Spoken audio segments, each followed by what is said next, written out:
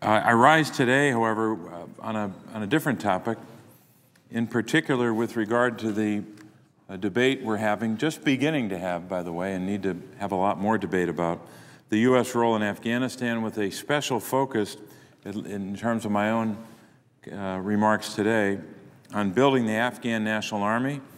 And at the same time, I'd also like to recognize the dedication of the Pennsylvania National Guard as well. But first, with regard to Afghanistan, the challenge we face in Afghanistan and Pakistan is a grave challenge indeed. I don't think anyone, those who might disagree on the way forward or what to do next, can agree on that it is a grave challenge. And in order to get it right, and we must get it right, we need to debate these issues thoroughly. I've been fortunate enough in the 3 years I've been in the United States Senate to be a member of the Foreign Relations Committee. And as a member of that committee, most recently, the last couple of months really, I've had several opportunities, as others have on the committee, to examine the military, political, diplomatic, and regional implications of our presence in Afghanistan. Chairman John Kerry has taken a very comprehensive approach, and I applaud his efforts. I also support the administration's deliberate consideration in making this strategic determination. The President is taking the time that I believe is necessary to make the right decision. General McChrystal, as well, has contributed so much to this debate, not only with his report, but more importantly than what he put on paper, the kind of leadership he's provided to our troops on the battlefield and the way he has assessed the threats to our security and to our troops and to the Afghan people, and the way that he has articulated those threats, and now he's made a recommendation to the President. We hear a lot about what General McChrystal's report said, or at least parts of it. We also hear a lot about General McChrystal's recommendation on troops. What we have heard very little about and need to hear more about is the non-military part of this. What will happen on the non-military aspects of this counterinsurgency strategy? Vitally important, and at the same level of importance as what we do militarily. So we have to get it right militarily and in terms of the other strategies. But one thing we haven't heard a lot about is General McChrystal has actually, in words that I'm quoting from the New York Times, has actually endorsed the President's deliberate approach.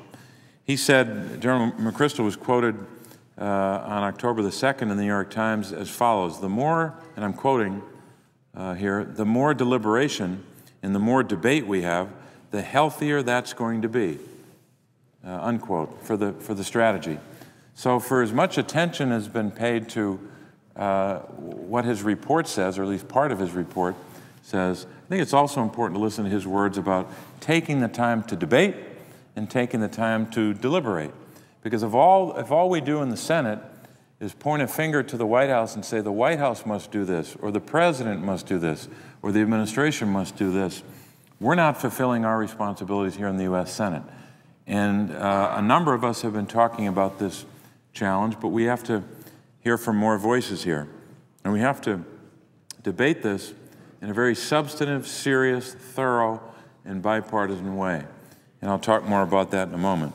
In that same New York Times story, General McChrystal was also quoted as saying, and again I'm quoting him here, quote, "I don't think we have the luxury of going so fast that we make the wrong decision," unquote. So I think that's important to highlight what General McChrystal has said about the approach that we take, the approach that President Obama is taking, spending a number of weeks looking at this, focusing on the strategy before the resources. A lot of people in this town want to just talk about troop levels only and resources only, instead of getting a sense of where we should be strategically first and then getting to resources. We should consider the ideas set forth in a recent Wall Street Journal op-ed by the following senators: Senators McCain, Graham, and Lieberman, all respected voices on national security and foreign policy. This is not going to be the strategy going forward, the solution to a difficult problem. This is not going to be a Democratic solution, and it's not going to be a Republican solution. This has to be a strategy and a solution that comes from both parties. Also, I should say that only by working together can we develop the best strategy, and to literally focus on strategy before the question of resources. We can't simply use sound bites to communicate the complexities of this conflict, or simply reassert talking points from the Iraq war debates. If that's all we're going to do around here, we might as well not have a debate, because that won't do it for this debate. Especially when we're talking about what's at stake here, and especially in this case, politics must stop at the water's edge. And I think we can do that. This body has done it in the past, and we can do it again. Let me say at the outset that our problems in Afghanistan are political in nature and will ultimately require a political solution. This does not mean that additional troops may not be needed, but does not indicate to me that our strategy needs to reflect, it does indicate to me, I should say, that our strategy needs to reflect a deeper commitment to supporting the Afghan people in their efforts to focus on at least three principal areas. One, the obvious priority of security, and there's a lot to talk about just under that umbrella. The second focus that we have to have, as well as the Afghan people, is governance. We can't govern for them. They have to govern themselves. President Karzai, whoever else has authority in that country to provide services, they've got to demonstrate to us and to the world that they can govern themselves. So first security, and then governance, and finally development. And that obviously is a joint effort, not just American, Afghan, but all of the more than 40 nations who are helping us in Afghanistan to help communities with water systems and infrastructure and education and so many other, healthcare included, so many other aspects that involve development, or at least quality of life in Afghanistan. Ultimately, our success will come in empowering Afghan institutions to address their own internal security. In some cases, this may mean co-opting certain elements of the Taliban. In other cases, taking on the Taliban directly. We are now at a stage where the U.S. can play a positive role in making sure that the political framework for the country is sound. The chairman of our Armed Services Committee, Chairman Carl Levin, has helped to focus attention on the critical importance of training the Afghan National Army, or the so-called ANA. I applaud his leadership, Chairman Levin's leadership in this regard, and support his call for an acceleration, a rapid acceleration of troop training to the levels of 240,000 Afghan National Army troops by 2012. While there is some disagreement over these training timelines, no one disputes the central importance of getting the Afghan security forces trained well and soon. As this force is prepared to provide security, it will decrease the need for a robust U.S. presence in the country. I want to applaud the efforts of Major General Formica, head of the U.S. unit charged with training the Afghan troops.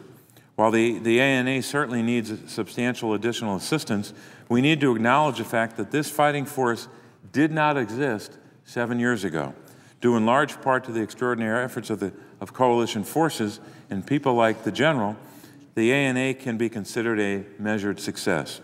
Without these remarkable efforts, the ANA, the Afghan National Army, would not be in a position to grow at the pace necessary in the coming months. And I should also add, the recent election, the recent presidential election in Afghanistan, presented a very difficult security challenge. And both the Afghan National Army as well as the police performed pretty well. We had we could witness some security problems, but much more on a much more limited basis than many would have predicted. So that's a bit of good news in all the bad news we hear about Afghanistan. Challenges do, however, remain, and this training process will not be easy. A little more than 40% of the population in Afghanistan are of the Pashtun ethnicity, though they are not fully represented in the Army at these levels. The officer corps of the Afghan National Army based on traditions that go back decades, is primarily made up of Tajiks, who represent just over 25% of the population. The most substantial fighting in Afghanistan currently takes place in the, quote, Pashtun Belt, unquote, an area of the country in the south and east along the border with Pakistan. I hope that the Afghan National Army can continue to take these important ethnicity concerns into consideration as they grow the force. And these are critically important concerns about ethnicity. We have to recognize that and not turn away from it. Second, Afghanistan has a very high illiteracy rate. Some estimates are as high as 70%. This presents considerable complications in troop training, as some recruits aren't able to read or write orders, understand maps, or interpret instructions on how to operate equipment. Our trainers have come up with creative training techniques, using pictures, for example, but this is no substitute for the basic skills required in a modern army. The third challenge with regard to building up the Afghan National Army, and perhaps the most significant, is posed by the substantial resources needed to stand up such a force. Army recruits are paid only $100 a month, while there are reports that the Taliban pay as much as $300 per month. Both small amounts, but when the Taliban are paying 3 times as much, that presents a challenge that we have to confront if we're serious about this. The Afghan National Army should begin to address that discrepancy. Overall, the cost of maintaining this expanded force will be considerable, and it is likely that the Afghan government will be able to shoulder this. Burden anytime soon. So it's a challenge that involves both cost and the reality that the government doesn't have the resources to do all that it needs to do on building up the Army. We need to be honest about that. This will be expensive, but nowhere near as expensive as the continued deployment and costs associated with maintaining an international coalition force. I've tried to outline just some of the realistic challenges that we face in standing up the Afghan Army. Afghan Defense Minister Wardak, whom I met during my trip to Afghanistan in August, oversees this effort in Kabul. Minister Wardak has been commended for his leadership of the Afghan armed forces, and he believes that these ambitious troop increases are challenging but possible. I hope we can aggressively pursue Chairman Levin's plan, no matter what comes of the President's strategy. An expanded and enhanced Afghan Army should be a central part of the equation. In the final analysis, Mr. President, this fight against the Taliban is an Afghan fight. We need to be there to support them, but a stable and peaceful Afghanistan will ultimately depend upon how well the Afghan government can provide security for its own people. And finally, in closing, Mr. President, I wanted to recognize the contributions of the 56th Stryker Brigade, which recently returned home to homes and families across the Commonwealth of Pennsylvania. For 9 months, the 56th Stryker Brigade has been deployed, I should say, in Iraq. Here, these civilian soldiers, known as the Independence Brigade, work side by side with their Iraqi counterparts to continue to bring stability and security to the Iraqi people. On the front lines, they patrolled neighborhoods, targeted insurgents, and swept for improvised explosive devices, we know as IEDs. They performed more than 800 combined operations, captured seven brigade-level high-value targets, and discovered more than 80 enemy weapons caches. Any success we've had in Iraq is not only the result of military achievements. In this regard, it is equally important to recognize the $22 million in reconstruction efforts that the 56th Stryker Brigade assisted with in coordination with an embedded U.S. provincial reconstruction team. While these young men and women are now home, we must also remember those who fell in battle. 2 members of the 56th gave, as Lincoln said so long ago, the last full measure of devotion to their country. Specialist Chad Edmondson of Williamsburg was killed by an IED, and Staff Sergeant Mark Baum of Quakertown was killed by enemy small arms fire. To these soldiers, families, and friends, I want to express our condolences and gratitude on behalf of the people of Pennsylvania for their sacrifice. Please know that our prayers are with you and that we will never take for granted their personal courage and sacrifice. We pray for Chad and Mark, and we also pray for ourselves that we may be worthy of their valor. While deployed, many things have changed for these members of the Pennsylvania National Guard. For example, some members met their sons and daughters for the first time. For all our troops, a time of readjustment and reintegration back into their communities and daily lives lies ahead of them. I want the National Guard to know I'll always be committed to helping them during this battle. I know that there are other Guard members who bear scars from battle, whether visible or not. The United States Senate must ensure that our citizen soldiers' jobs are maintained while they are deployed, and we must provide opportunities for them to find employment upon their return home. For this reason, I'll continue to urge my colleagues to take up and adopt the Service Members Access to Justice Act and the FORCE Act, F-O-R-C-E Act, which will make National Guard assistance programs more effective and responsive and ensure that the National Guard troops keep their jobs and employment benefits as required under law. Again, I want to express my appreciation to the 56th Stryker Brigade and all of our men and women in service. Mr. President, thank you, and I would yield the floor